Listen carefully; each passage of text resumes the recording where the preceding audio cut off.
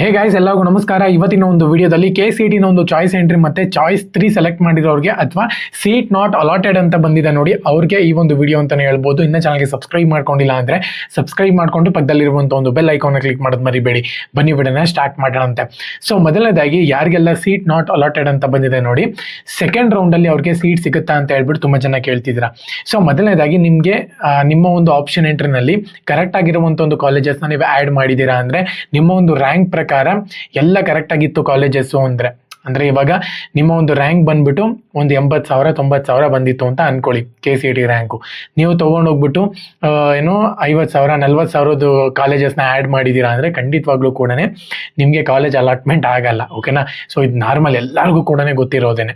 So ಹಂಗಾಗಿನೇ rank ನಿಮ್ಮದು ಜಾಸ್ತಿ ಇತ್ತು ಅಂತ ಹೇಳೋದಾದರೆ ಆ ಅಕ್ಕಪಕ್ಕ ರ್ಯಾಂಕ್ ಇರುವಂಥ ಒಂದು ಕಾಲೇಜಸ್ನ ನೀವು ಆ್ಯಡ್ ಮಾಡ್ಕೋಬೇಕು. ಇವಾಗ 10,000 ರ್ಯಾಂಕ್ ತೆಗೆದ್ಬಿಟ್ಟು ಪೆಸ್ಸು ಏನೋ 500 ಕಟ್ ಆಫ್ ಆಗುತ್ತೆ, ಆ ಪೆಸ್ ಆ್ಯಡ್ ಮಾಡಿಬಿಟ್ರೆ ಆಗುತ್ತಾ, RV ಆ್ಯಡ್ ಮಾಡಿಬಿಟ್ರೆ ಆಗುತ್ತೆ. ಸೊ ಹಾಗಾಗಿನೇ ನಾನು ಹೇಳುವಂಥದ್ದು ಏನಪ್ಪ ಅಂದರೆ ಪ್ರತಿಯೊಬ್ಬರು ಕೂಡ ನಿಮ್ಮ ಒಂದು ರ್ಯಾಂಕ್ ಪ್ರಕಾರವಾಗಿ ಕಾಲೇಜಸ್ನ ಆ್ಯಡ್ ಮಾಡಿರಬೇಕಾಗುತ್ತೆ.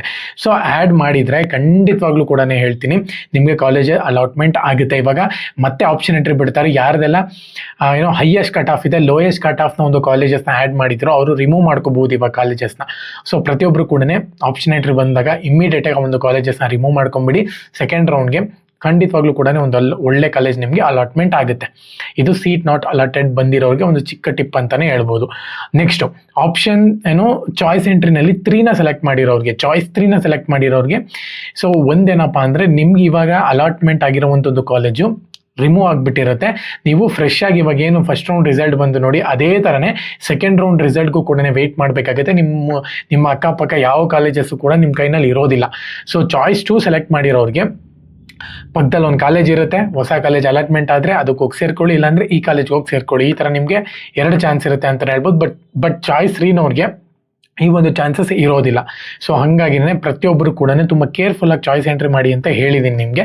ಸೊ ಇದು ಚಾಯ್ಸ್ 3 ಸೆಲೆಕ್ಟ್ ಮಾಡಿರೋರ್ಗೂ ಕೂಡ ಕಾಲೇಜ್ ಲಿಸ್ಟ್ನ ಕರೆಕ್ಟಾಗಿ ಹಾಕಿದ್ದೀರಾ ಅಂತ ಹೇಳಿದ್ರೆ ಖಂಡಿತವಾಗ್ಲೂ ಕೂಡ ನಿಮಗೂ ಕೂಡ ಒಳ್ಳೆ ಕಾಲೇಜ್ ಅಲಾಟ್ಮೆಂಟ್ ಆಗುತ್ತೆ. ಓಕೆನಾ?